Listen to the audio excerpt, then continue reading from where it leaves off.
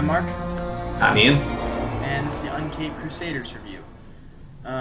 This is our fourth episode, and this time we're not going to be doing a Batman movie.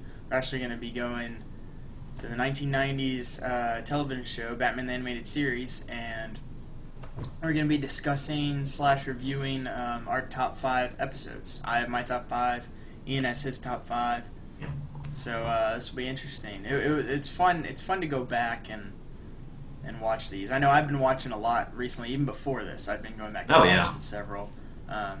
So it's always fun to do because I think it's by far like one of the best TV shows ever made. Not one of the best superhero, not one of the best animated, one of the best TV shows that's ever been made.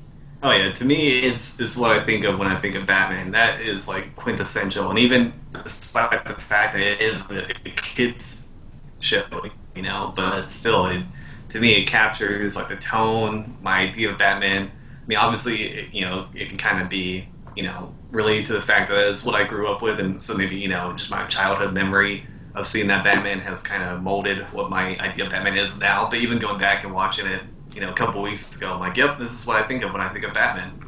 Yeah, I mean it is Batman. You have Kevin Conroy doing Yeah, the voice of Batman, who is the voice of Batman, which we talked about a little bit on our last episode about Killing Joke. right. And then you have just amazing voice talents for every character, even some of the lesser characters. It's just fantastic. Oh You have yeah, like yeah. People, I mean, you have the quintessential just Commissioner Gordon voice, the quintessential Harvey Bullock voice, uh, just oh yeah, obviously Mark Hamill as the Joker. of You course. have Michael Ansara as Mr. Freeze. Just all these just classic voices that are just fantastic. Yeah, Um, and yeah, the voice casting is superb. The animation is beautiful. the look of the characters. Yeah, Like you know that there was so much effort put into that. Um, I mean everything about it. The backgrounds, like the early episodes, how all the backgrounds were done on black paper, which had never been done before. That's why some of the early yeah. episodes, like On Leather Wings and stuff, are just so dark. Oh yeah. Um, it broke ground not just with like superheroes and stuff, but with animated shows as well. Because Oh yeah. it upped the ante for what was kind of allowed in animated shows. Like this is a kid show, it was it's made for kids, cartoons, but it was so serious. Yeah. It was brutal sometimes. It was way more violent than most cartoons were. It was I don't know if it was the first, but it was definitely one of the first to ever have guns at all in it. Yeah, I forget. There's some controversy about it back in the day, but yeah, you're dealing with adult themes. You're dealing with some pretty terrifying characters and episodes. Even seeing them now, there are a couple moments where, like, God, like you forget it's a kid show, but yeah, it raised the bar and actually made it proved that kid shows could be taken seriously, and that kind of broke that gap between the point where adults and kids could both enjoy watching it. It wasn't like as soon as the kid turned it on, the parents were like, oh God, even they were like, oh wow. Oh yeah, exactly. Yeah, it bridged the gap between adults and kids, and it merged this world that just meshed perfectly. Just this perfect combination of serious and stuff like that, but also with still being a cartoon, and Oh yeah. something kids can enjoy. Um, Unfortunately, I didn't. I wasn't even born when it first started. It started in Hmm. 1993. Um, it might have started in 1992. It's 92 or 93. 92. It Dude. started in 92. Yeah. So yeah, that's 2 years before I was even born. Yeah. Yeah, it started on the back of Batman Returns, the Batman Returns movie, and yeah, so I didn't watch it when it first came out, and even later on growing up, I didn't watch it a bunch. There wasn't a whole lot of reruns of it. I remember watching it occasionally, but when I was growing up, the big things were I watched Spider-Man the animated series all the Oh yeah. time. I was watching Power Rangers, and I was watching the Justice League, which was Oh yeah. on currently when I was a kid. So I was watching those more than Batman animated series. That's something I kind of rediscovered a little bit later. Probably I don't Hmm. know, maybe 6 or 7 years ago. I kind of really started understanding the Batman animated series. Um, Anyway, but yeah, and so this is just basically picking our top five, and it was a challenge because I'd Yeah. say that just about every episode's good, at least good. There's a couple that aren't good, but I mean, even the ones that aren't as good are still good. It's one of those Yeah. things. Like Yeah. it's fantastic. So picking a top five was pretty difficult because a bunch of good episodes, but I was able to do it easier than I thought. But Yeah. still, I filled like two or three different like notes with episodes that I all liked. I just went through like all my boxes, all my box sets, and just looking at all the episodes, remembering them, and then writing them down, the ones that I really liked, and but I was able to get five down, and then I ended up just picking my next five too, just because they were all written down already. But yeah, so I have my top five, and I don't know, how was it for you coming up with five? I mean, same thing you said. I mean, yeah. I mean, like going back through all them. You constantly, for me, remember ones I kind of forgot about or forgot how much I liked, and then of course going back and rewatching them. Remembering why I like these episodes so much or why they kind of remained in my memory uh, so frequently. But yeah, I mean, yeah, it was at the end of the day, it's not a hard task. Coming up with five episodes that you love. I mean, yeah, for this show, it's pretty easy. Yeah. All right. So I guess we'll start with you with your number five. All right. So for my number five, I picked the trial, which was, Mm-hmm. of course, kind of. You'll notice a lot of my episodes are kind of like two different kinds of episodes. Either like the big kind of like group, kind of like having all the villains, all the rogue gallery come together episodes, or like the really personal Batman struggle episodes. So this, of course, is one that all the villains are there. Maybe the most villains in one Yeah. episode. I think it is. Of I the, think it does yeah, have the most villains. yeah, and it's just great again seeing all these kind of when I think of these villains, just any regard or any context, I usually picture how they look in the series. So of course seeing them all together is awesome. But of course we have kind of the new district attorney who's going after Batman, and they early on in the episode they talk about the introduction of the idea that the city Gotham should be without Batman, and this is the whole point of the DA, and it's kind of going on that argument of how relevant is Batman? Is he hurting Batman, or is Batman hurting Gotham, kind of holding him back, creating these villains, allowing them to kind of, you know, spawn from this environment that he's created. But basically, so they kidnap the one district attorney, and then they, of course, lure Batman in to put Batman on trial, basically. And it's actually a lot funnier than you would expect. Of course, you have the Joker, which is always good to see him. And yeah, he's, of course, the source of much of a comedic relief. Right. There are a few moments that still have me laughing out loud, which is, again, from a kid show in the 90s, it's like, okay, if you go back and watch certain shows, you're like, okay, it's not as funny as I remember when I was a kid. But even this one, there are moments that I'm still laughing. But yeah, it's an episode I loved. I'm curious what you think of it.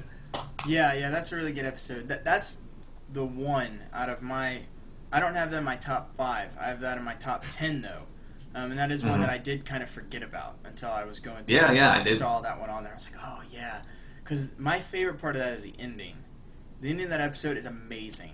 When they've gone through this whole joke of a trial, the Joker's the judge, which is just perfect. Oh yeah. Harvey Dent's the prosecutor, which is just Mm-hmm. perfect. And then at the end, the jury, with the Mad Hatter representing the jury, finds Batman not guilty. He's like, no, this is ridiculous. We all were dumb, and we're all criminals. We're all bad guys. We're gonna do this anyway. It has nothing to do with Batman. Batman We're not gonna didn't give Batman the credit for all the stuff we've done. And then Right. he's like, but we're not gonna let you go because we're bad guys. And it's like, oh, that was just perfect. It was so good. Yeah. Like the amount of thought that was put into that. It's such great writing, which is another thing that's great about this show. And it's just so well written. Just that whole idea and stuff. And I don't know. I do really enjoy that episode. Yeah, there's one moment in the episode that had me laughing. Was when the district attorney is like trying to actually make some sense of the case, and they're calling the different villains as witnesses on stand, and of course Harley Quinn is the witness, and like district attorney is all mad. It's like, objection. Clearly, this witness is in cohorts with a judge, and it's just Harley laying in Joker's lap. I object to this witness. She's obviously trying to influence the judge. What makes you say that? Never mind. I was like, "Oh, it's perfect." And it's actually another really good example of the relationship between Harley Quinn and Joker, because like someone drops the fact that the Joker gave up Harley in order to reduce the sentence. Of course, she freaks out on him and is trying to kill him, is assaulting him, and they drag him away, just like, "I'm gonna rip your face off." And then cut to literally the next scene where it's the Joker and Harley. He's patting her on the head, and she's back to loving him. And it's like, it just shows how chaotic and sporadic their relationship is. But yeah, the whole episode I thought was great, and the ending was great, and the ending kind of furthers the point that like, with all these criminals, that's why they need Batman, is because Batman is the only one who can go up against these people. And even the district attorney is like, I'm still going to try to work toward a Gotham that doesn't need Batman. And Batman is like, yeah, I'm doing the same thing. Right. I thought that was great. Yeah, that's definitely a strong episode for sure. It's a good choice. Huh? All right, my top 5 is actually a 2-part that I just put together, and it's the Two-Face story. Both part 1 and part 2. It's just fantastic because they set up Harvey Dent so well, because he's in like at least 2 or 3 episodes prior to this, and so he's already established as the DA. And then I love how the whole first episode is basically his like internal struggle with this other personality that he's created, and then the second episode is him as Two-Face, like starting his whole criminal reign and everything. Mm-hmm. But they keep that like tragic villain type thing. But Two-Face is one of my favorite villains. I mean, my 3 favorite villains, in Batman are Joker, Two-Face, and Mad Hatter. Those are my 3 favorite Batman villains. And so, I love the Two-Face character. I always have. I love the thing with just the whole, with the coin, making decisions for him. But yeah, this episode is great. How he's basically the DA, but he's constantly struggling with this like inner anger that he has. Bipolarism, yeah. Yeah, pretty much. And you see him like flash out a couple of times. First at like the raid, with the criminals, starts laughing at him, kicks mud at him. Then Rupert Thorne, who's trying to get him out of the way because Harvey Dent's doing a great job at eradicating crime. Right. Basically stalks him with one of his accomplices, and then she finds out that he's struggling from this, and then basically he then is going to threaten to expose this, which could really hurt his campaign. Elected official, right.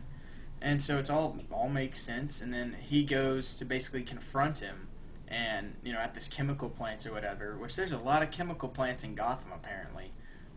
That aren't really being used for any particular reason except for villains' hideouts. No, they're always abandoned. Right. But anyway, and then has another episode where he snaps and is chasing Thorne, and Batman's there too, trying to stop him, and he basically gets caught in an explosion that blows off like half of his face. A little bit different from the comics. It's not it's not him having acid thrown on him in the courtroom. No. But it's fine. I don't mind. And so then basically he's in the hospital, and the doctors are saying that there's going to be scars and everything. And then when he finally sees his face, he like kind of fully snaps, and it sends him completely over the edge to that big bad Harv is what they call it, his other kind of personality.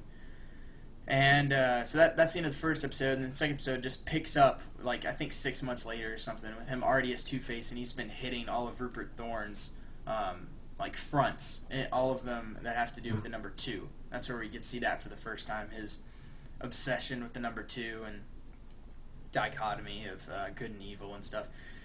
And that's one of the things I think is so good about this episode, aside from the story and all this stuff, is just the subtle things that they constantly have in this. Like, whenever there's anything good, it's always the good side of his face that's being shown, and vice versa. Whenever it's evil, it's always the other side of his face. In his room, in his hideout, it's the split, and there's the light side with all this stuff and the dark side with everything. And then there's constantly things, and whenever it has any dark undertone, you always see him in the dark, like, shadow. and if there's any like lighter undertones, like him with his fiance or something, it's always in the lighter side. Basically, Rupert Thorne now Harvey Dent's even more of a problem than he was before. So basically, he sends that same girl, his accomplice, to basically trick Two-Face's fiance, and they're dressed as cops, and saying that if he shows up again to, press this like tracker, and so that they can find him and help him. So then, Two-Face eventually does come, or calls her and says her to meet him and sends a car for her and stuff, and they go back to his hideout, and then Rupert Thorne and his gang tracks him there, and then they start fighting, and Batman shows up too to help, and at one point Rupert Thorne's down, and kind of everyone else is down, and Two-Face sees, like, you see him look at the gun, and the gun is in the dark side of the room. Which things like that are constant throughout the entire episode, and there's so much thought put into these little moments, and it's just actual so directing good. and animated, and it's him still with that, but it actually ends with a positive note, with him being arrested by Batman, but with like a kind of hopeful thing with the fiance thing, which is never mentioned again after this episode. It's he's just Two-Face now. But yeah, this is just such a great episode. It's such a great character arc. It's so well directed, well animated, and I just really enjoy it with this episode about a character that I really like. So I don't know your thoughts about it. Well, I could go on about mine, but actually this episode pops up later in my countdown, so I'll probably just save my thoughts to them. Perfect. All right. All right, yeah, so that's my 5. So 4? Great choice. 4 for me is I Am the Night, which is like the other theme I talked about, where this episode is kind of like small in terms of scale, not a whole lot happens. But it's a very personal, conflict-driven episode for Bruce Wayne, and Batman, and that's why I like it.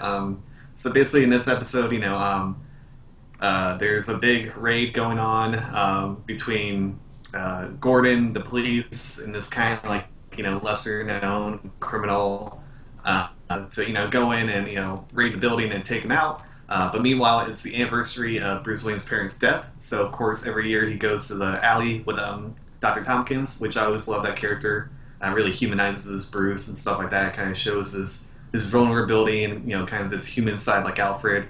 But yeah, so they're doing this while this is all going down, and so Bruce has to rush as Batman to jump in and save the day. And of course, when everything goes down, Jim Gordon is severely wounded and ends up in the hospital. And of course, Batman feels completely responsible, and you get that great scene in the episode where he goes back to the Batcave, and he's pissed off. He's angry at himself, and he just wrecks pretty much the whole Batcave because he's so mad and conflicted. And so basically, the whole episode is him contemplating, like, is him being Batman even worth it if it means putting at danger all the people he cares about, Jim Gordon being one. He mentions Alfred, of course, and then we get little appearances by Dick Grayson, Barbara, the whole thing. And yeah, I mean, really, the episode ends with him, of course, saving Jim Gordon when Jazz has come back, assassinate him in the hospital, and just realizing that that despite all this, he needs to be Batman in order to protect the people he cares about. So yeah, I mean, it's a simple episode, but yeah, that's what I love about it. Yeah, that's definitely one of the more personal and kind of more internal episodes of the whole series. Very serious, very, very much Batman contemplating his kind of own crusade and his own kind of worth. Yeah, that's a solid pick. That's a good episode. All right. My 4th episode is all right. Two of the episodes I have on here are literally on there just because the Joker makes me laugh. And 2 different episodes I have on here. This is one of those. This is The Man Who Killed Batman. And it's just one of the funniest episodes. The whole episode's good. It's basically about this little nobody called Sidney, who's trying to he's completely clumsy, idiot, moron type guy, and he's trying to make his way in the rackets. He's an everyday guy. And so he has like a cousin or something that like lets him like come in to like be like a lookout, and kind of be like a patsy just in case Batman shows up. And Batman sees him, shows up, and then he's just so clumsy that he just is constantly, messing stuff up. Like, while Batman's just kind of trying to stop him, he's like tripping and falling into Batman, and then like all the people who are, the other gang members are like looking up at like the shadow on the building. They're like, oh man, Sid's taking on the Batman while he's like falling into him, and he's like getting caught on like the antenna and like swinging around like hitting Batman, and he's like, oh, I'm sorry, like stuff like that. And basically just walks off the side of the building being scared. So and he's hanging off the side, and Batman's like trying to like stop him, and he's reaching down like, so he can pull him up, and then he's just freaking out and climbing all over Batman, and then basically pulls him off the building. Batman is like being kind of pulled off the building, and then the ledge breaks, so then Batman basically falls in and then to this propane tank, which then explodes. And then, Sidney's left like holding Batman's cape and cowl.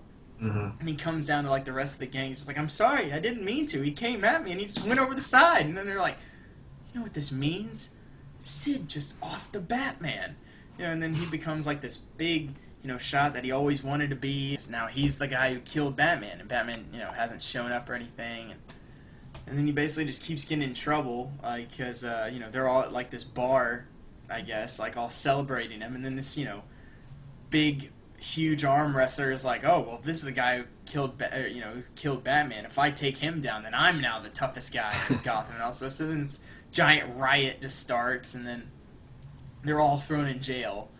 And then while they're in the jail, just sitting there, kind of like a drunk tank type thing, basically that's when you see Montoya and Harvey Bullock. Basically, Harvey Bullock's bringing like the news that Batman's dead. That's now like, that news is kind of going around now. Then like while he's just sitting there, you see, Harley Quinn show up as like his lawyer, who's paid his bail and stuff like that. And he's like, well, who would want to bail me out and all this stuff. And then she puts on all this makeup and then turns back and it's Harley Quinn. He's like, well, I know you. You work for the Joker. And just that little gasp is great, because he's just, that's the Joker. It's like, you work for the Joker. And this, so he's like, and he gets brought to Joker's, lair at this chemical plant again. Another chemical plant, of course.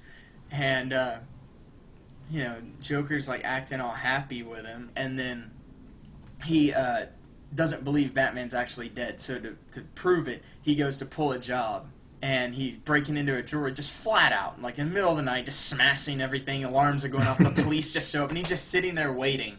And he's like, and then like time passes, and he just goes, he's never been this late before. Like, what's going on?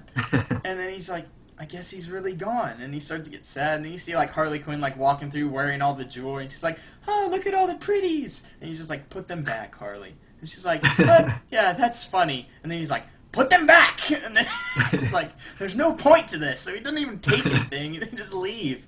This whole thing was just to see if Batman showed up. Yeah, so he does that. And then basically he's going to now have a funeral for Batman. And so you have this like, the cape and cowl that he got from Sidney, and he puts it in a coffin and then tapes a kick me sign on it. And he's like sitting there like crying, and then he like gets up to like this podium and then does like this whole speech. It's just fantastic. It's one of the best Joker moments of the entire series. It's just that little eulogy that he gives. It's the funniest thing, and I love it. I remember I was listening to a podcast with Mark Hamill talking about doing Batman, and he actually mentions that as one of his favorite Joker scenes, of him just giving a eulogy, because he's just like, dear friends, today is the day the clown cried, and he cries not for the passing of one man, but for the death of a dream, the dream that he would someday taste the ultimate victory over his hated enemy. For it was the Batman who made me the happy soul I am today. How I agonized over the perfect way to thank him for that. Perhaps with a cyanide pie to the face. Or an exploding whoopee cushion playfully planted in the Batmobile. But those dreams were dashed by the weaselly little gunsel sitting there in our midst. The cowardly, insignificant goth who probably got lucky when Batman slipped in a slime trail this loser left behind him. This mound of diseased hyena flesh who's not fit to lick the dirt from my spats. But I digress. The time for sorrow has passed. It's time to look ahead to a future filled with smiles. And I'll be smiling again just as soon as we take that man there and slap him in that box there and roll him into that vat of acid there. And that this whole speech is just perfect. It is just great. Very it just good. fully encompasses the Joker's relationship with Batman, just like right Yeah. there. Yeah, the only villain that actually cries and is sad when his adversary is gone. Because it's true, like that is his ultimate dream, is the perfect way to get rid of Batman. And in Yeah. the meantime, having fun with Batman being there. Exactly. Yeah. And then so they put Sidney in the box and lock it, and then they start rolling it very slowly into this vat of acid. And the whole time Harley Quinn is playing Amazing Grace on the kazoo, which is just perfect. And the Joker's sitting there and you see just tears going down his face. He's just sitting there like this. And then he goes in, and then the coffin sinks, and then you just see Joker sitting there and go, well, that was fun. Who's for Chinese? just like that, and it's just the end. And it's just like, that is the Joker. Even after this whole thing and his dreams yeah. were dashed, he's still just like, oh, no, he's fine now. And anyway, so that, and then basically Sidney then goes to Rupert Thorne after this and is trying basically for help to get out of he wants to get out of the city because he's like, all these people are after me. And then that's where then Batman shows up, and he actually, got away from the blast and has been following Sidney this whole time, trying to figure out who was ahead of that drug operation at the beginning, which ended up, obviously was Rupert Thorne. And so then he still ends up arresting Sidney, but now Sidney is seen as a hero again because he almost killed Batman. He made a fool out of the Joker, thinking Batman was gone, and then made a fool of Rupert Thorne, leading Batman to him. But it's just those like two scenes with the Joker are the whole reason why this is like one of my favorites. Is there anything you want to talk about with the Man Who Killed Batman? Oh, I mean, everything you said. I mean, like, it's a great episode, a great Joker episode. I love the idea that, the very, very real possibility that Batman could just be killed by nobody. Yeah. It's kind of just a theme or an element that you don't really think of in the episode. You're like, oh, wow, it actually kind of is kind of dark or sad in some ways that, like, in all reality, this could actually happen where he just has a bad night and he dies, and then someone, it doesn't have to be the Joker or Two-Face who finally kills Batman. It could be anybody.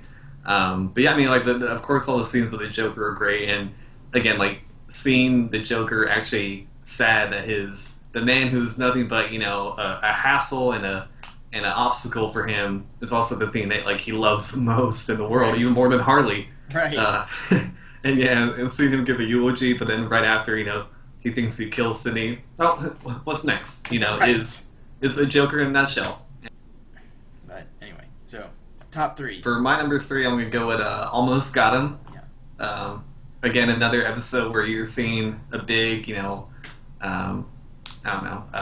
big grouping of iconic villains together. And of course, in this one is kind of comedic because they're just in a bar playing poker together. Right. And it's kind of like one of the more unserious moments where, like, at the end of the day, doing whatever, robbing banks, they all just gather for a game of poker. And, they're all cheating, of course.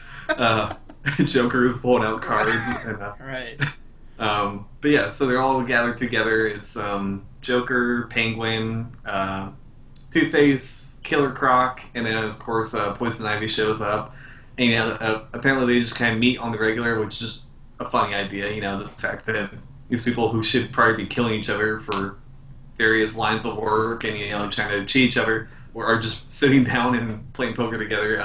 And then all of a sudden they start talking about how each of them, was this close to finally getting the Batman, either killing him or bringing him in. Most of the time, killing him. And so you get like these little flashbacks with each character that kind of show like their ultimate moment of almost killing the Batman. But of course, in the end, they never do. But I thought each story and scenario is very iconic to each character. Of course, this is the episode where we get the where they pay homage and we see the giant penny make an appearance, and now that's kind of where most people know it from, is kind of like this episode. And of course, just seeing the background. But anyway, so yeah, so all their I love all their of course the banter of the Joker, all the hilarious lines. I think like the Penguin is using all these like high vocabulary words. It's like smaller words for croc, of course. And you just see him sitting there, it's like, oh.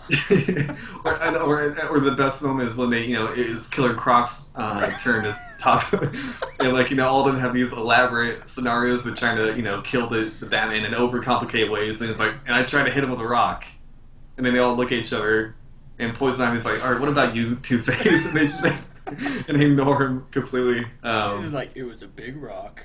Yeah.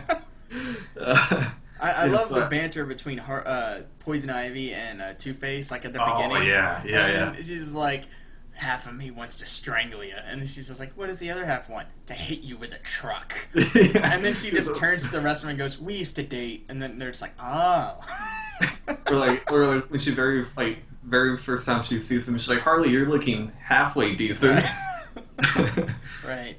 But yeah, so that's pretty much the most of the episode. Of course, the final story is the Joker's. Of course, they talks about how he almost basically electrocutes Batman in the laughter chair, which is great. But then Catwoman saves him.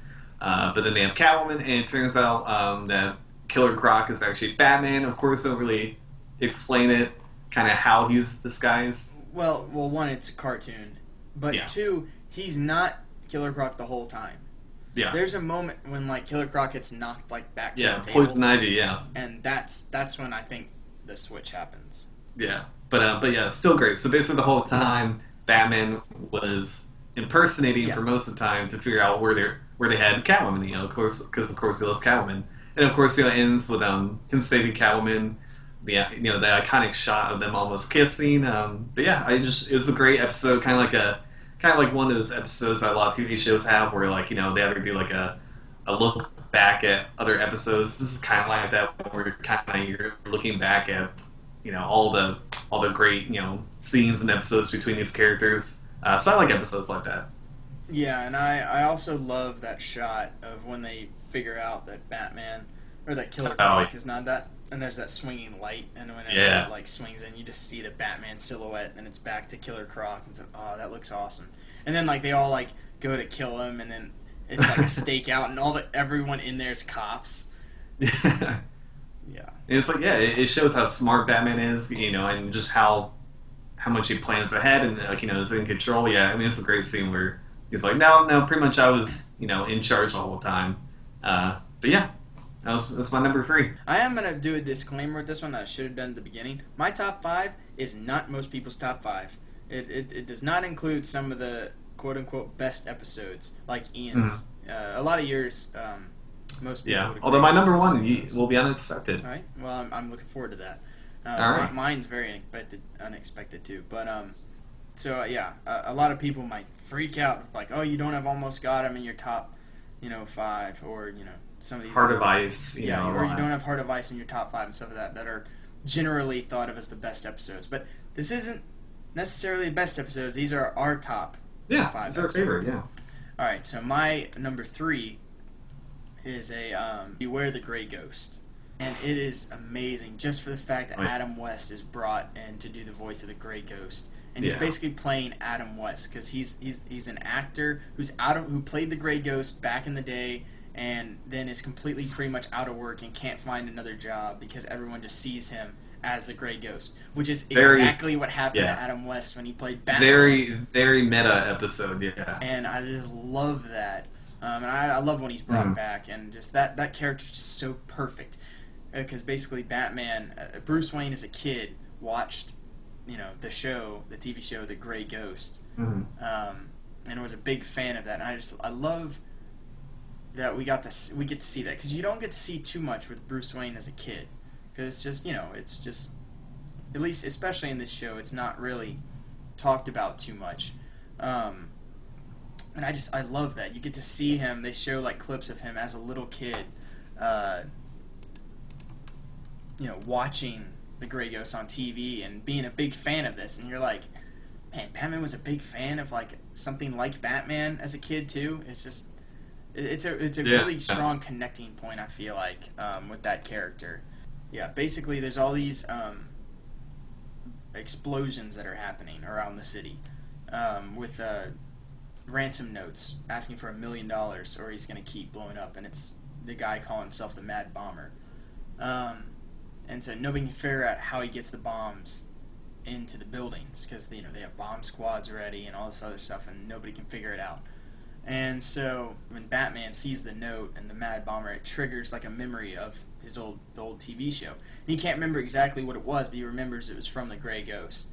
So he goes trying to find episodes, and basically it doesn't exist because the studio burned, and so there are no copies that are in existence, which is just heartbreaking when you think of that.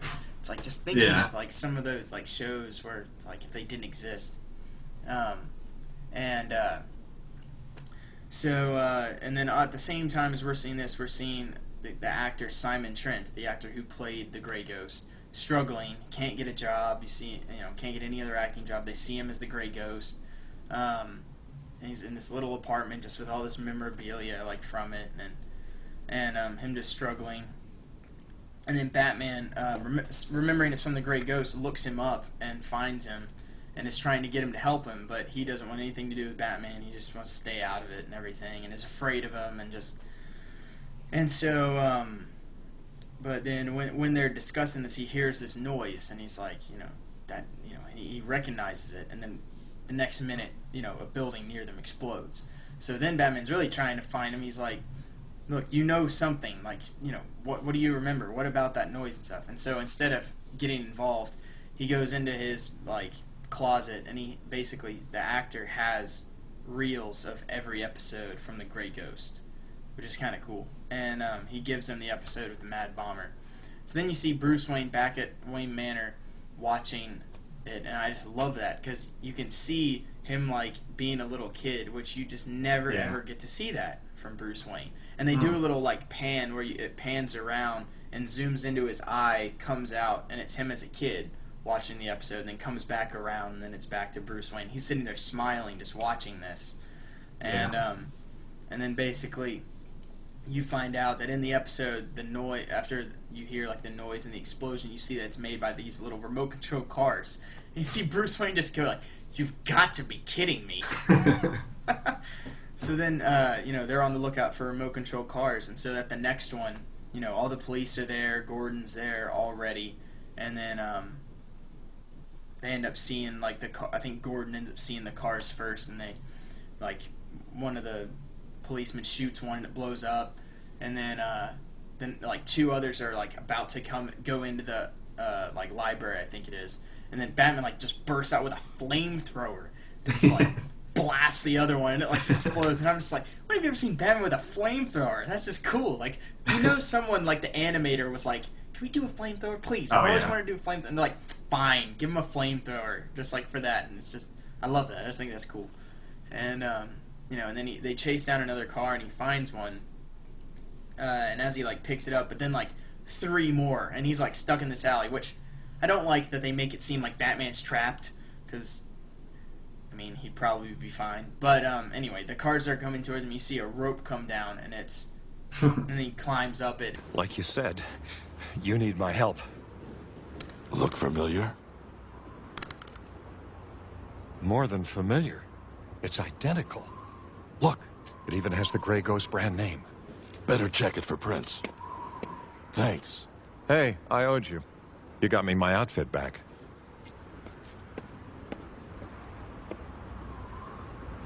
Grey Ghost. Yes? You want to give me a hand with this? So he takes him to the Batcave. And then when he gets out, he basically is like, this looks just like the Grey Ghost lair. And so it's like, man, Batman like copied like the lair from the guy you watch on TV, which I don't care how ridiculous that might be. I think that's awesome. Yeah. I love that. It just adds this element to Batman that I don't think ever see anywhere else. This element of like humanity in Batman. Man, I love that. And so and then they like scan it and everything, and then he basically finds out that Simon Trent's prints are all over the car, and he's like, this has your prints. What's going on? And he's like, no, I got rid of those cars weeks ago. And then they're like, oh, it can't be him. And then you find out early in the episode he sold a bunch of his stuff to this like toy collector, and then you find out that it's him. He's the bad guy.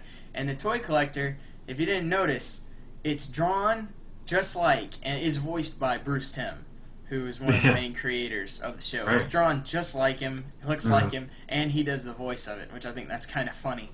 See one of the creators be like, one of the main characters. And basically he's the one who he remembered an episode of the Grey Ghost and is trying to do that same thing with those cars. So basically Batman shows up and the Grey Ghost shows up, and they end up kind of fighting, and Batman ends up setting off all the cars, and it blows up his like toy like store and everything. And the episode ends with Simon Trent's copies. It basically, got his took his like copies of the show, and now it's getting released on video for the first time because now they found copies, and then it's him as the Grey Ghost signing like copies of it, and you see Bruce Wayne in line with a copy and getting it signed, saying like, can you make this out to Bruce? And I love that. Oh yeah. And then that's the end of the episode. Kind of happy ending with that. Again, very similar to what happened with Adam West and Batman. And he was just completely typecast. They're like, no, you're Batman. Yeah. Like, we see you as Batman. So he couldn't get any work and stuff. And then of course now the show's huge again for people that grew up with it. Even me, it's way before my time, but I even grew up. That's the first Batman I ever watched, was with my dad watching that movie, the Batman 66 movie. So, I mean, that's even, the first Batman for me. But anyway, that's my third favorite episode. I love that episode. And, I knew you would. Your thoughts about that one? I knew you were going to pick that one. This is a great episode. Again, it's very, very meta, which I really like. It shows, how much like Bruce Timm and the other creators of the show, love Batman and just love the history of Batman. And like you said, like where it was kind of taboo for decades to kind of remember the Adam West show because it was damaging to the Batman image and what we think of Batman now. But it's them showing that if it wasn't for Adam West, we probably wouldn't have the animated series. We wouldn't have the movies that we have now. So it's a perfect, I think, pass of the torch. Of course, having Adam West and Kevin Conroy, together voicing in the episode, to me, I think is like the ultimate classy, passing the torch. Just Adam West going like, thank you for remembering me and honoring, what I did for his character, like, and yeah, of course, and like actually making it fit in this episode where it's thematic and metaphorical for Bruce Wayne and Batman, for his hero. I'm sure Kevin Conroy at one point mentions how he was inspired by Adam West too, because again, it gave him a job. So again, it's a really really well thought of and just kind of very very very heartfelt episode. Anyway, so that's my third. So I guess we'll go top two now. Top two, yeah. So for my top two is one we've already talked about. For me, it's Two-Face. Again, I count both parts. But if I had to, I pick number one because I would too. one of my favorites. And this is what I think of when I think of an episode that is not just meant for kids and like any adult can watch and take seriously. And it's probably one more saddest episodes. Probably more than Heart of Ice, more than I'm trying to remember more the ones that are kind of considered really sad episodes. But what I love about it so much is that I love of course seeing the Harvey Dent Two-Face origin, and I because there's really only been like two on-screen origins. Of course, Harvey Dent is in 1989 Batman, but you don't see him become Two-Face, of course. Right. So you really only see it in this and in the Dark Knight, of course, which I like in both. But I really like it in this one because it kind of shows a different dynamic of his turn into Two-Face, where in the Dark Knight it's unfortunate that the Joker gets a hold of him and gives him that one bad day to the point where he snaps and becomes the Two-Face in a way. And in this one, it's more like an ongoing struggle he has with basically being bipolar, and like, you know, having Two-Face in him. You know, when the episode begins, is him being chased by himself, pretty much. And then basically you're seeing, you know, this friend of Bruce, this, you know, hero of the community, fall and kind of succumb to this sickness or this disease he has, being Two-Face almost. And so that's where I think a lot of the, you know, the really dramatic and almost depressing elements of the episode come to. But, you know, I mean, and again, we talk about voice talent, and freaking Richard Mole, who does the voice of Harvey Dent. I mean, like, when he goes from like Harvey Dent to Big Bad Harvey is so good, and it is chilling even. Like, you know, when he's talking to what's the mob boss's name again? Rupert Thorne. Rupert Thorne. When he's at the chemical plant, and you know, he's like having his breakdown when he's blackmailing him, and then he's like, you made the mistake. He's like, you're talking to the wrong guy, and then you hear Big Bad Harvey. To this day, it's still terrifying.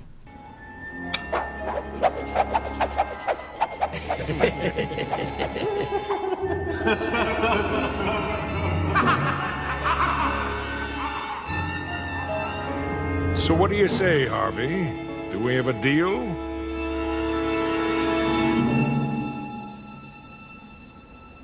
There's just one problem. What's that? You're talking to the wrong Harvey. Yeah. Oh yeah. That's a great line. Yeah, oh yeah. It's like, just one problem.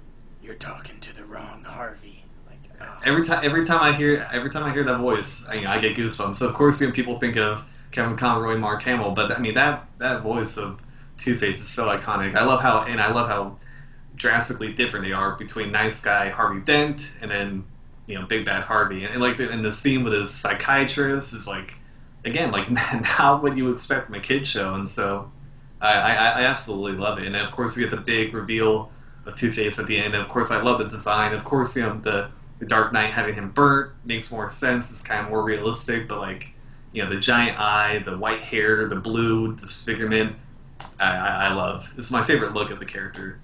I absolutely love it. It's definitely one of the best written. I mean, again, you're talking about like a not even 20-minute episode in the character development that they have. I mean, of course, the character has been shown in a couple episodes before this, but like 22-minute episode, but yeah. I mean, if you count credits, whatever. But yeah, I mean, like the amount of character development again in a kids show is to this day is still so good. Yeah, definitely. I mean, I already said it's in my top. It's in my top 5. Of course, it's fantastic. Everything you said, yeah. Yeah, definitely agree. Yeah, all right. So my second one is another one, just like The Man Who Killed Batman. This is purely just for the Joker, and it's Joker's Favor. That's my number 2 episode. Of course. That is an unsung episode. That's one that people forget about. Yeah. It's one of the earlier episodes, and it is one of the best episodes. I love that episode because that is the most terrifying Joker I think maybe we've ever seen. Yeah. The most like heinous and just evil character, like it just. But at the same time, being absolutely hilarious. Like, I die laughing multiple times in this episode. Like, just throughout the whole episode, it's just so funny. Kind of like we were talking about with The Killing Joke, with, like, you know, when he shoots Barbara and then, you know, everything that he's saying after that. It's like, it's so evil, but it's funny at the same time. This is kind of, it's not quite that, you know, it's not that dark, but it's kind of like that a little bit. So basically, with this episode... it starts with this nobody, Charlie Collins, driving home, and he's just complaining about the day. He's like, you know, I had the worst day. Boss turned down my raise. You know, my kid needs braces, and you know, my wife's making meatloaf for dinner, and I hate meatloaf. You know, just everything. And he's driving through, and then all of a sudden he hears on the radio that the Joker's escaped Arkham. You know, shocker, and then basically he's sitting there, and all of a sudden you just see like all these cops just like fly past him, and he like has to swerve off the road, and he's like, you know, what are their hurry? And he gets back in his lane, and all of a sudden you see big Batmobile lights, and he like has to swerve over, and the Batmobile flies past him, and he's like, alright, fine, just push me out of the road. And so then he's driving back in his lane, and all of a sudden this other car just comes and cuts him off, and he's like, oh no, that's it. I'm not taking this anymore. So he like speeds up, gets right next to the car, and just turns and just starts yelling at it, just like, look over here, I'm talking to you, clown. Think you're on the whole road and all this stuff? And then all of a sudden it just like turns, and it's the Joker, just like staring at him, and you just see him like just, and then he just like drives off and like swerves back into other lanes and just like, that was the Joker. I cussed out the Joker. And then as he's driving, you see that car in the lane. You see Joker put his hand out, and the blinkers start flicking, and he gets behind him. Right off the bat, I'm laughing because the Joker's like, he's just being super polite, following him, and then Charlie starts freaking out, and it's like swerving now. He's now the one swerving across traffic, like trying to get away. And you see the Joker do the same thing, put his hand out in the blinker and get like behind him. And then he like swerves like off the highway, like off a ramp, and is going through the thing, and all of a sudden he like turns a corner, and the Joker's car just pulls in right in front of him. Then he backs out and is flying up, and is like trying to go up this like hill, and then the car stalls out. So he gets out and starts running, and then he like stops and is sitting like at a tree or whatever, and then Joker like shows up. And earlier, while he's like, yelling at the Joker, one of the things he says was, for 2 cents, Al. And then like that's when he sees the Joker and freaks out. So then he's sitting at like a tree, and then all of a sudden you see like 2 pennies just like fly down at his feet, and Joker's just like, "There's your 2 cents. Now, what were you going to do to me?"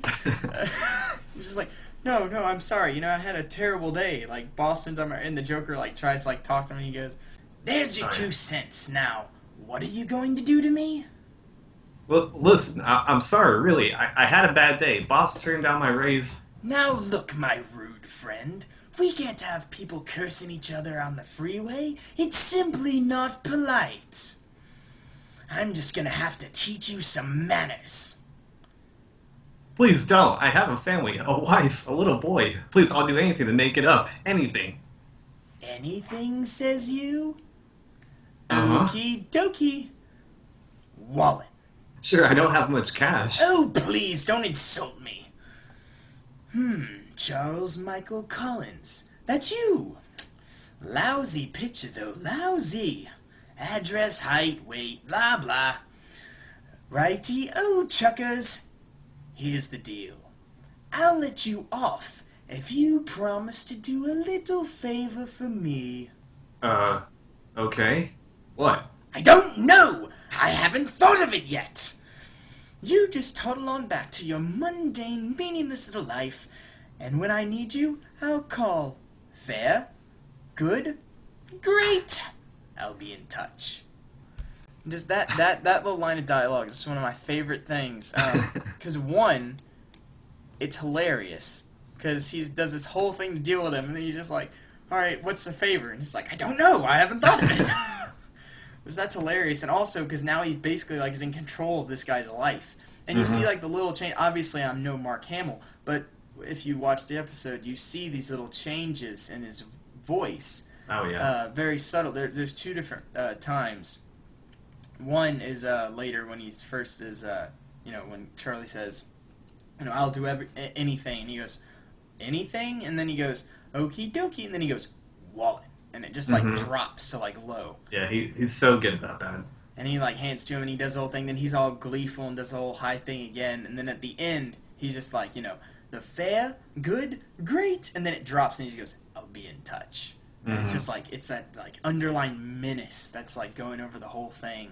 Basically, then it cuts to 2 years later, and Commissioner Gordon is going to be honored with like I think they call it a testimonial or something. Basically, like a policeman's ball type thing.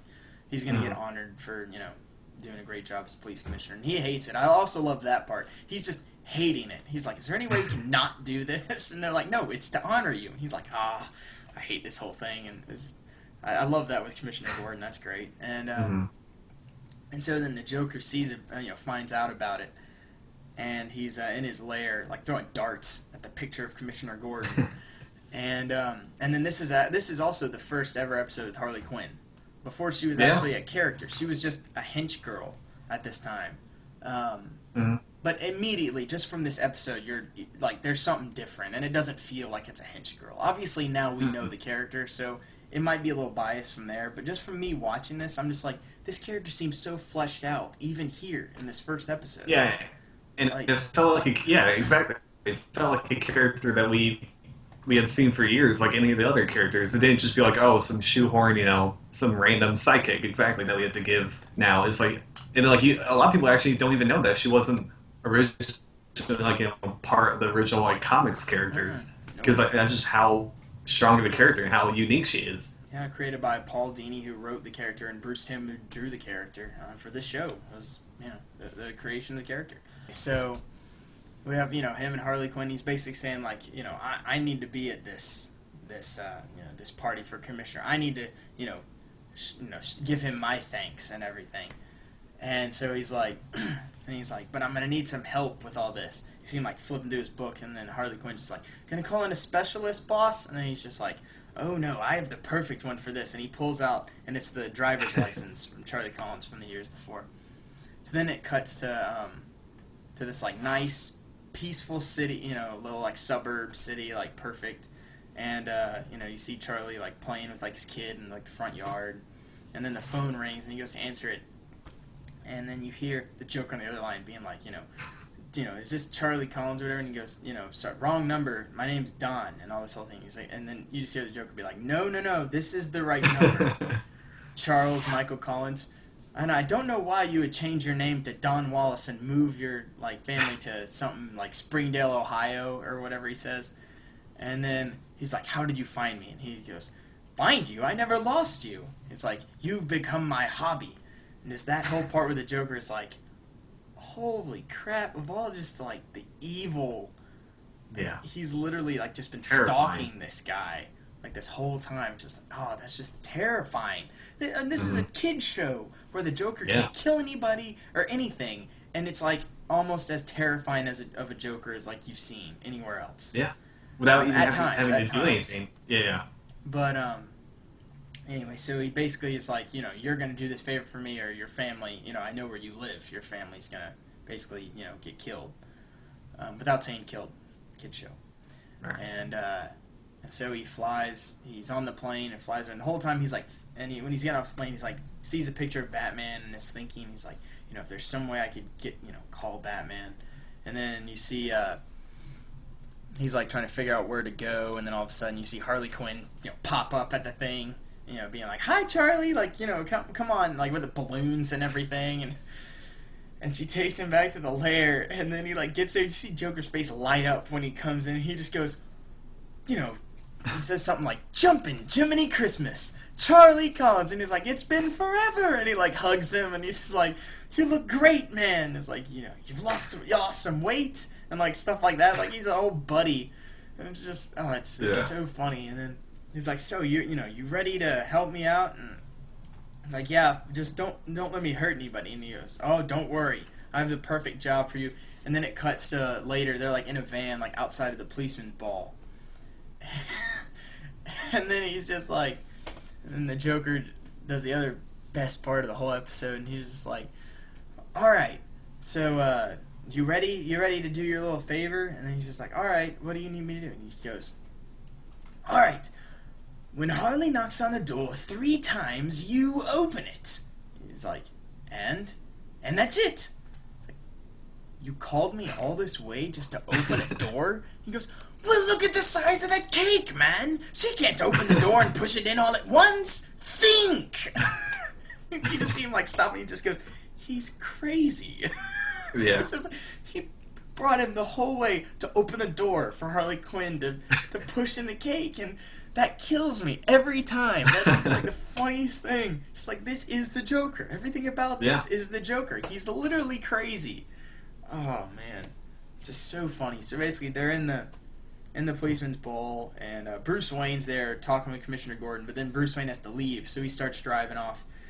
And Charlie's walking around, and he walks into this Hall of Inventions, and he sees like the big like bat like thing like on a crane, and he's just sitting there like, no, this would never work. But he's like, well, maybe. And he like starts swinging it in the window, and then Alfred sees it as they're driving away, and is like, I think you might be needed in there, And so Batman, they turn around. So they're in the policeman's ball and in the area, and then Gordon's like speaking and stuff, and then you hear the knock on the door, and then he goes and opens the door.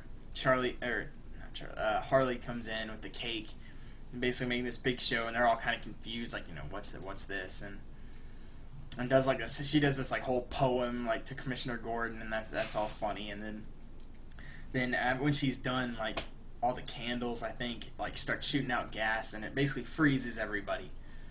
And then the Joker pops out of the cake, and is like, yes, another stunning Joker entrance, and then he clips basically a medal onto Commissioner Gordon, which basically has dynamite on it, as a bomb, and he's counting down. And I'm pretty impressed. They actually get the countdown time exactly perfect to like when they do it to when it explodes. Like I counted. I always count because it's almost always wrong. And it's actually dead on, like to the second. When they show it, like saying 25, 24, then Batman shows up. And when Charlie opens the door, his hand's now stuck on the handle, and then he's, Joker's leaving, and he's like, you promised you'd send me home, and then Joker's like, I never said alive. And then, it's just like, great, it's a Joker, perfect. So then Batman shows up, grabs the medal, like, I think shoots it out with a grappling hook, and it explodes outside, and you see the Joker, they're like running to the van, they're like, they hear the explosion, and the Joker's like, that came from outside. He's like, come on, let's go, I smell a bat. And then he starts running out, and then he's like, to the van. And then you see Harley Quinn just look out the window, and she goes, boss? And then the van had been blown up by the bomb. And so then they, go to another part of whatever place they are. It's, I don't know what it is, a museum or something. And so Batman like frees Charlie, and then he goes after him, and there's like this room with all these ancient weapons, and the two like henchmen are like attacking him with the weapons, and he's he stops them. He stops Harley, like handcuffs her, and then he goes into like this temple. They have like a replica Aztec temple, and Joker's like, look at this amazing temple. It's completely accurate down to the poison tipped darts, and you're like, why? Why would you put poison tipped darts in this museum? But okay, so it's like shooting at Batman. He's running out, and then there's a drop away floor, and he flies into it. And he's like, Joker's like, the drop away floor is a nice touch too. And he's like leaning over it, and it's like tilted up. And then underneath, you just see like two eyes like pop out from the darkness, like the two bad eyes. And then he like knocks it, and it knocks the Joker away. And then Joker like throws a bomb to him, and he throws it, and it blows up the building, and he gets out. And then so Joker's like running through an alley, and then he runs into Charlie is there. And then Charlie has a Joker bomb, and it's like, my family will never be safe while you're still here. And he's like, now Joker's scared. He's like, what are you doing? You've had a busy day and all this stuff. And he goes, no. I can destroy a man's dreams too. He's like, no ultimate finish with the Dark Knight or anything. Tomorrow, all they're gonna find is the remains of the Joker blown up in an alley aside a miserable little nobody. And this is another thing, just like in the Man Who Killed Batman, where you see this relationship with Batman and the Joker mentioned. And it's mentioned by, a guy who I don't really know how he knows that much about it, but, whatever. It's fine. For, story purposes, it works really well. Because it's like, it's true. He's like, no, I'm going to take away your dream of having an ultimate finish with the Dark Knight, with Batman. And so then the Joker's like, no, I was like, no, you need to stop. You can't do this. And he's like, Batman! And he just starts yelling for Batman. For Batman to help to come save him. Then Batman like shows up. He's like sitting there, and he's like, how long have you been there? He's like, long enough. And he goes, stop. Batman's like trying to talk Charlie down. He's like, stop it, Charlie. And Charlie's like, no, this is the only way my family stays safe. He's threatened them. He knows all about them. And Joker's like, fine. Here's everything on his family. And it's like throwing him like the book with everything written down. And he goes, it's all there, promise. And then he's like, you're no fun anymore, Charlie. And then Charlie just goes, here, catch, and throws the bomb at him. The Joker runs behind Batman and is like cowering behind, and then it blows up, and it was a fake one, with like streamers going everywhere, and then Charlie's just, gotcha. And Joker's like sitting there, scared to death, and then Batman is the one who starts laughing. Batman starts laughing, which is just great. And so then, he goes back home, and everything's fine, but just, I love that episode so much. Oh, yeah. That's my second favorite episode. I love it because any episode that makes me laugh Definitely my that top much 10. immediately has to be right up there because it's so funny and yet so menacing with the Joker. It's definitely I think the Joker at his best in the entire series. Yeah, I probably agree. It's just fantastic. So, I don't know, your thoughts about it? I mean, pretty much, yeah. I mean, there's really not much to say that you didn't. But I mean, like, this is probably an episode if, like, you found someone who somehow had never heard of the Joker, had no idea who the Joker was, this would be a great episode to show them and just be like, this is pretty much everything you need to know. Yeah. And yeah, because, like, it is probably maybe the best Joker appearance in the series. I would probably say maybe. But yeah, I mean, yeah, I mean, of course, it's maybe one of the funniest episodes, like you said, all the great lines he has. But yeah, at the same time, how frightening he is in this episode without really doing anything frightening, you know, without him, like, violently killing anybody, He's without being him, funny like, being the whole really. time. Yeah. But Again, the idea, like, this guy moves away for 2 years. He thinks, you know, he has spent, like, the last 2 years, you know, probably sleepless every night worrying that the Joker's going to find him. Then when he finally thinks he's safe, it turns out the Joker is like, oh yeah, I knew where you were the whole time. I just didn't need you. And it's kind of like that urban legend of, like, you know, a woman who's home alone, and, like, her dog licks her hand, and, like, you know, she thinks, like, you know, if her dog licks her hand, it's always safe. And it turns out, you know, the killer is like, I can lick hands too. It's kind of like that, where it's like you were never really safe, and, like, that idea that, like, you never really escaped the Joker. I think it's really creepy. But again, like, you know, how crazy he is, where you think he's gonna need him to do something. You know, like, you think he'd be like, okay, I want you to kill the Batman for me if you're gonna do me a favor. It's like, no, I just want you to hold the door. yeah. Again, just showing how crazy he is. And, like, you know, someone had a great quote about the Joker. It's like, the Joker's that guy who would kill you because he doesn't like your shoelaces. It's like, yeah. And it's like, and this episode perfectly demonstrates how crazy he is. But and like you talk about how good Mark Hamill is with the sudden changes in his voice, where it goes from typical, you know, high-pitched Joker squeal to that really, really menacing, like, where you get serious. And to me, that's, like, you know, a lot of actors are either one or the other in that, where really no one has gotten that, like, subtle change of, like, when the Joker just, you can't say it's his true side because you don't know which one is his true side. It's everything you mentioned is great. It's a great episode. All right, so now this is a moment of truth. These top, Number one. You know, our number one episode. So, number one. All right, well, I told you it may be unexpected. This is probably one of the lesser known, I would say, or not lesser known, but not as talked about. But acclaimed, yeah, that'd be a good one. But yeah, my number one is Nothing to Fear from the first season / first volume, one of the very first episodes. And the reason I picked this is kind of two reasons. This is actually the very first episode that I either saw or I remember seeing. I'm pretty sure this is like the first one I ever saw. I just have it ingrained into my memory for some reason. You know, I just have never forgotten the images and the episode itself. But the other reason for me, really, the episode is really straightforward. It's like the first appearance and kind of little backstory of Scarecrow. And Scarecrow has always been one of my favorite villains, probably top 5 for me. And a lot of stuff from this episode they kind of used in Batman Begins, which I really liked. But I always like the Joker because the Scarecrow because it deals with fear. And I love, I think that's a great element that plays with Batman. You know, his fear of bats, his fear of his parents, laying down his parents. You can get into a lot of really good Batman stories with talking about fear and everything. But so really, bottom line is Scarecrow's robbing a bank. Batman goes and stop him. Of course, gets poisoned by the Joker's fear toxin, and it starts having kind of haunting visions of his father. And basically, his father telling him that you've tarnished a Wayne name. You've let down the family. You're a failure. You're hiding in a basement pretty much and fighting crime at night.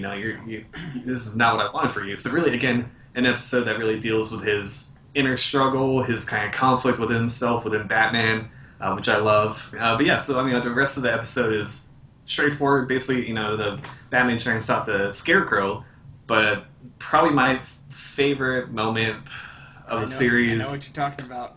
And of course, this is the episode where we get the famous line where Batman is hanging out the side of like a blimp trying to stop Scarecrow and still having the side effects of the toxin where he still kind of envisions, like he's hanging, he's trying to pull himself up, and of course he starts having a vision of his father. The ghost of his father is huge, like a frightening, terrifying, and telling him, give up basically, you're a failure, you're a joke or something, to that extent.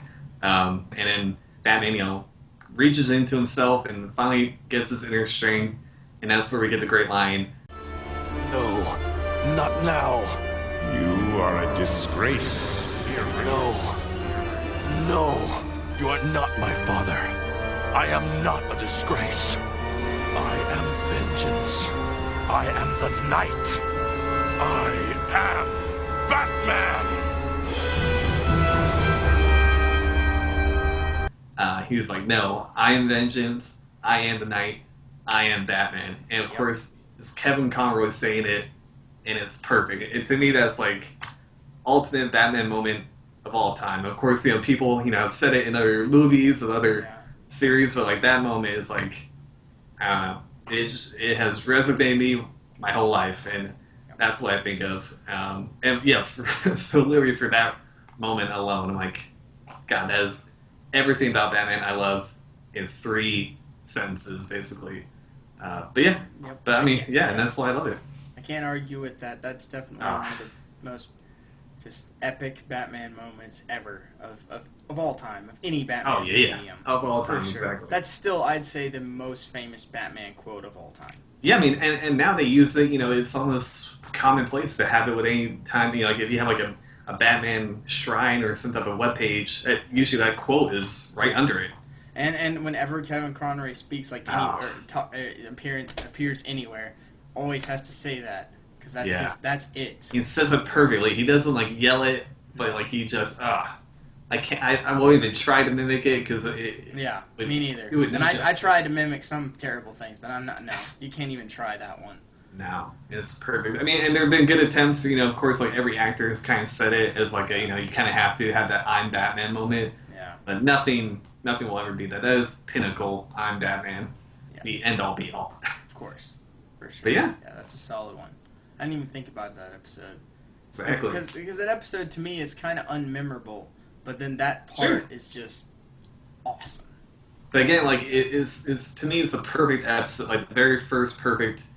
Probably very first like introduction Batman I had, because I mean I obviously I was born the year after the series came out, but I remember seeing the reruns 5 maybe or 4 or 5, and so that was probably my very first introduction and exposure to Batman, and what better way than having the famous line delivered to you when that happens. So that's why it from then on it was meant to be. For sure. That's great. It's a solid number 1, and I like it that it's like a different. It's a personal one. Yeah, exactly. Yeah. Well, yeah, that's what this list is supposed to be about. Yeah. My list is also a very personal episode. One that actually I didn't realize, but actually does get higher acclaim than I thought it did. Oh yeah. It's like number 7 I think on IMDb. Like Yeah, I've seen other people mention it a lot too. Yeah. But it's not one you really hear mentioned, because it's not, all the ones that are mentioned are, Heart of Ice and Almost Got 'Em, and, some of those are always mentioned. But, Christmas with the Joker. Which is another great one. The Two-Face ones are always mentioned. Robin's Reckoning is always mentioned. Oh, yeah. All great episodes. But my favorite episode is from the 2nd volume, and it's Perchance to Dream. Oh, man. And he's Batman for, like, the teeny bit at the beginning and a teeny bit at the end, and he's not even Batman throughout the whole thing. And it's also one of my favorite villains of all time. It's a way lesser used villain. It's not usually used well when they do use him. But the Mad Hatter is, I think, one of the most terrifying villains ever in anything. Yeah, if you really look at him, yeah. Because also, as a kid, my grandparents had on VHS the Disney Alice in Wonderland movie. My little sister loved it, but it scared me to death. I thought that was the scariest thing I'd ever seen in my life, and the story still scares me. I just think it's a terrifying story of like you falling down in this world where nothing makes sense and everything's just insane and all this. Dude, drive me absolutely mad. Like, I couldn't handle that. It's a terrifying story for me, and that's part of what where I get this view of the Mad Hatter from. So the Mad Hatter is basically a character picked from that, and he's basically a mind control villain that. And I think that's why he kind of gets underappreciated, is because people just he's just a mimic of the Alice in Wonderland character. He's not an original villain, but how he is in Batman lore is really terrifying, and how they utilize it and how they kind of but I think that's why he doesn't get as much praise as he should. Anyway, so this episode, basically, Batman starts off with an amazing car chase sequence, with Batman chasing down this like two criminals in a car, and it's just beautifully shot, like, of the Batmobile, like, flying through alleys. It all seems very fast. It's beautifully drawn. He's chasing them through these alleys and around these turns, like through fences and all this stuff. And then the car, like, stops in front of this big, like, plant of some kind. And, Batmobile stops next to it, and he jumps in. And he's going along this catwalk, and all of a sudden you, like, see this big light come on, and, like, this weird dust, like, fly on him. And then this giant, just, like, piece just come down on him, and he just looks at him and just like, what the?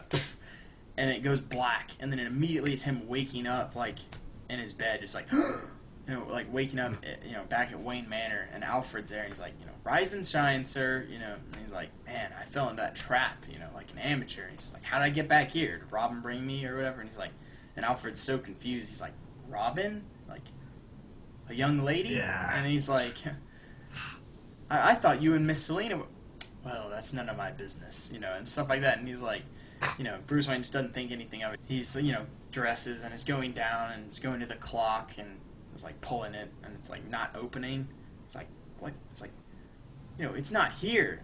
And then Alfred's just like, what's not here? And he's like, you know what I'm talking about? The entrance to the Batcave. Like, why is it sealed up?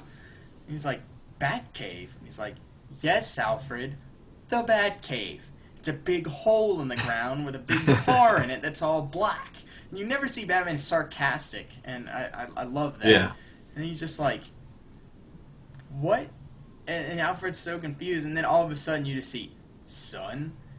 And he turns, and it's Thomas and Martha Wayne, and then he's just like, what? And that's one, there's like two moments, and that's one where it's like the holy crap moment, where you're like, oh, what is going on?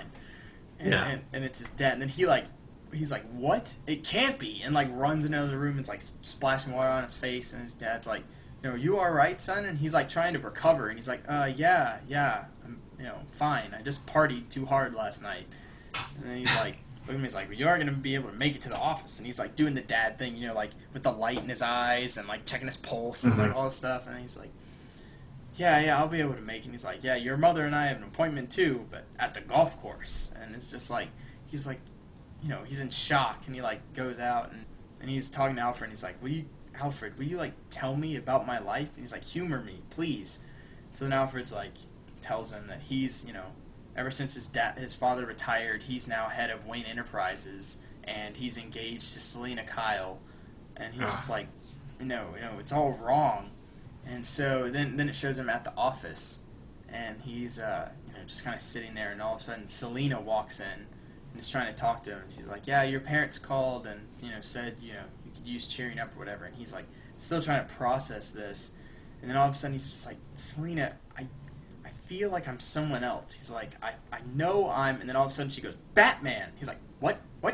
And then he looks out the window, and this is the other like holy crap moment. Then you see Batman swinging down like across the thing. It's like, wait, what?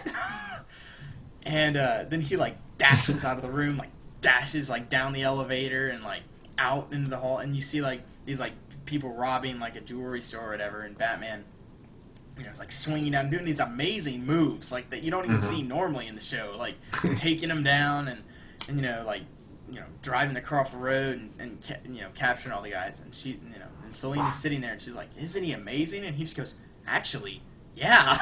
Which I love that. And then she's just like, he's like wondering, he's like, who is he? And she's like, he's Batman or whatever. No, no one knows who he is and stuff. He just appeared like a few weeks ago. So then he goes to see Leslie Tompkins, and is basically saying like I don't know anything about my life. Like what's going on? I feel like I'm living another person's life. And then she's basically is like you're suffering from, I think she calls it like disassociation or something. She's like, you've lived a whole life where everything's been handed to you, the company, your fortune, everything. And so you don't feel like you've amounted to anything. So your subconscious has like created, merged with this other person who's, everything he does is very meaningful. And so he's just like, once you take pride in your own existence, then this, these feelings will pass. And he's like still trying to figure this out. He's like, but what about like all these years of training and everything I went through, and the death of my parents? And she's just like, it's all a delusion of you trying to, be this other person. And so then you see this moment of him like accepting it and being like, so, the nightmare's over. And then you see him like happy, like for the first time. And all of it seems actually fairly plausible. So then you see him back at home, and he's like, fully accepting it. He's like, he hugs his dad and is like, would you and Mom like to join me and Slee at the opera and stuff like that? And his dad's like, oh, you sound like your old self and everything. And he's just like, I've never felt better in my life, and is happy for the first time. You really see him happy. And then you see him like sitting there, and then Alfred like goes like get his clothes ready or something, and then he like pulls open the paper. And he's like looking at it. Everything's all jumbled and everything. Like he can't read any of it. He's like, what? And he's going through like the library and looking at all the books, and every book is like all jumbled. And he's like, now he's freaking out. Like, nothing makes sense. And then his, parents come in. And it's like, what's wrong? Are you okay? And he's like, no, get away. It's all a lie. And he like runs to another room, and you see like on the TV they're like talking about Batman who like stopped these criminals. He's like Batman. It's like he's behind all this. I know it. And he like leaves, dashed out, drives away. He goes to like this like store and like buys like a grappling hook and stuff, and then he's leaving, and these two cops like show up and are like, Mr. Wayne, your parents are very concerned about you. You need to come with us. And he's like, very well, but not right now, and like takes off, and then loses them, and at some point he's like climbing up the side of the building. They're like, man, the guy moves like Batman. And then he goes to a graveyard. And the whole time, the signs on the stores, the signs of the graveyard are all also jumbled. Like, you can't read any of them, which I think is a nice touch. And he, like, climbs up this tower, and he's basically, like, starts yelling for Batman. Here I am! I've been waiting for you! You did this to me!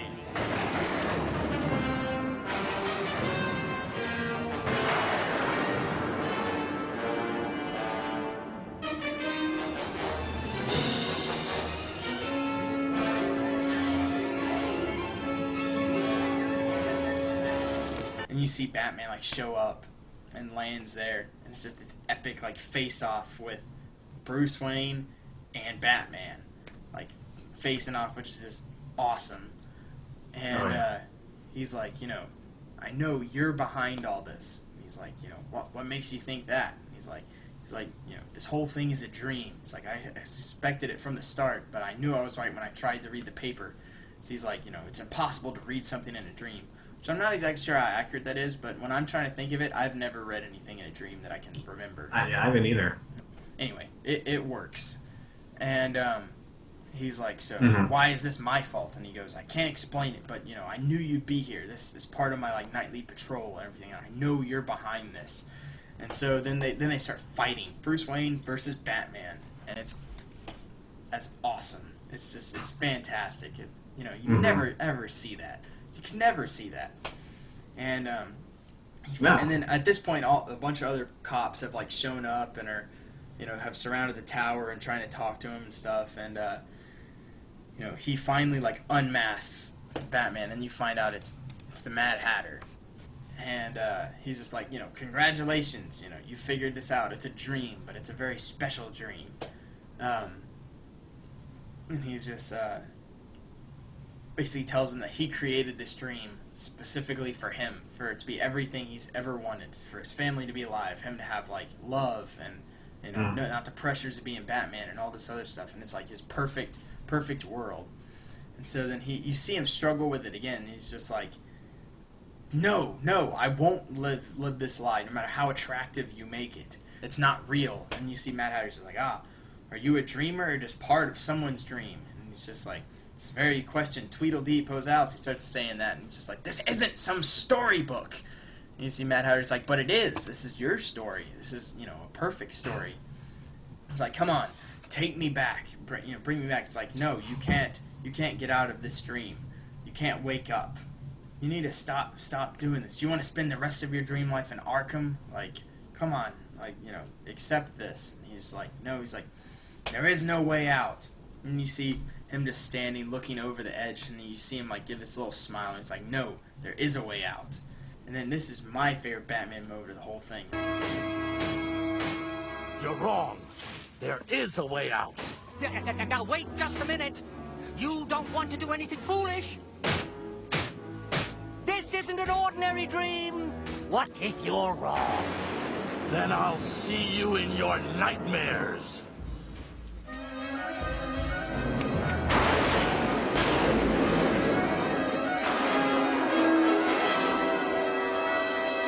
And then you see him like freak out, and then all of a sudden he wakes up and he's laying like on this like machine with like this thing on his head as Batman. And then you see he like starts getting up. Mad Hatter's just like, no, it's impossible. He's like, and then the other line, which to me like makes Batman seem as, you know, much of a beast as anything. And he's just like, no one's will is strong enough to escape my dream machine. And it's like, Batman's is. Batman's will is strong enough.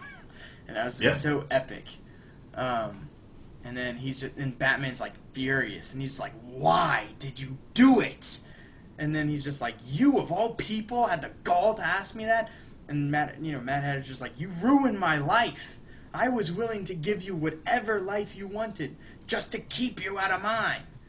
And then he just kind of breaks down. That's all for Mad Hatter. There's no fight or anything. He's just, you know, that's it. He's done. And then you have the cops show up and taking off the Mad Hatter, and he's and you see like Gordon looking at the like headpiece, and he's like, you know what this thing is? And you see Batman just like, it's like, yeah, it's like the stuff that dreams are made of. There's that line from the Maltese Falcon. That's the end of the episode. But that's my favorite episode. It's fantastic. It's a look at Bruce Wayne that you never get to see anything else. It's so emotional. It's so emotionally driven. You're talking about an episode not for kids. This is just written so much more intelligent than like a kid's cartoon level. And it you know, I mean, even if you know he's in a dream, which, you know, it's not too surprising. It's still just, it's so... Yeah, that's not the point. No, it's so just impactful. Like, you know, the moment you see his parents, the moment you see him see Batman, and all of a sudden, then that just epic moment of him, like, you know, knowing how to escape that thing and not accepting this, no matter how nice it is. Just like, that is Batman. Everything about this is the struggle that Batman. It's like to me, this episode is like the ultimate struggle of Batman, almost. Exactly. Yeah. Like of anything, like this is like his biggest struggle, I think, ever. It's like the chance, because it is the chance to live like, you know, everything he ever wanted. But he's be like, no, this isn't real. I know what I have to do. And it's almost, that's how much he's devoted to like what he set out to do, being Batman, that he's willing to give up this chance to live, you know, this fake perfect life, because he knows his actual duty of what he's committed to doing. And I just love this episode. I love the Mad Hatter. I love that he's the one in it. I think it's perfect. And anyway, that's just fantastic episode. I love it. I love everything about it. Oh, yeah. And he's not even Batman really at all in this episode. No. It's all him as Bruce Wayne. Yeah, pretty much. Anyway, I don't know. Your thoughts about it? I mean, yeah. What's left to be said? I mean, easily, maybe the best episode of the whole series, and yeah, one of the best Batman stories, period. But I mean, like, again, like, not even remotely on the level of other children's cartoons or anything. I mean, it's a drama, you know. This whole episode is a drama, you know. And like a lot of TV shows have the whole dream episode or hallucination episode, and it's kind of, for a lot of other TV shows, kind of seen as like a throwaway episode. But for this one, is again, it's one of the best because I mean, what was really kind of sad about the episode is that like the whole point isn't whether or not it's a dream, is that when you find out it is a dream, how wrong it is, because you see his parents still alive, you see him happy, you see him married, you see him have everything you want, and you immediately go, that's not right. It shouldn't be like that. And that's kind of the sad part of Batman, is like you immediately know this isn't supposed to be how it is. Like of course you want Batman, Bruce Wayne, to be happy, to live happily ever after, but you in your head you're just like, no, it can't be like this. And yeah, this episode perfectly shows how much of a hero Batman is, because again, he sacrifices everything. I mean, literally himself, his ever chance of being happy, getting what he wants, his own life basically of happiness and love, in order to be Batman. Because he knows he has to be. And I mean that can go for pretty much any superhero, but it especially really works for Batman particularly. And yeah, it's one of the best episodes of any show, really, I think. So, my top 5 are, Perchance to Dream, Joker's Favor, Beware the Grey Ghost, The Man Who Killed Batman, and then the Two-Face, the two Two-Face episodes. Yeah, mine's Nothing to Fear, Two-Face episodes, Almost Got In, I Am the Night, and The Drop. But yeah, I mean, I could take all of yours, and they're interwoven completely. Yeah. For sure. There's so many good episodes. We could easily do like a top 50. Oh yeah. There's so many great episodes. Oh yeah. It's just it's a great show. It's one of my favorites. Yeah. Definitely, I think one of the best shows ever. So yeah, I mean that's pretty much it. Anyway, but that's it for the Uncaped Crusaders review. I do apologize. It was a little spotty connection a few of those times. Yeah, quality.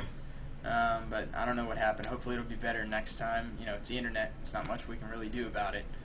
We're working on it, yeah. Yeah. Technical difficulties. Exactly. But anyway, so I don't know what we'll do for our episode next week. I haven't really thought of an idea yet. We'll come up with something awesome. Yeah.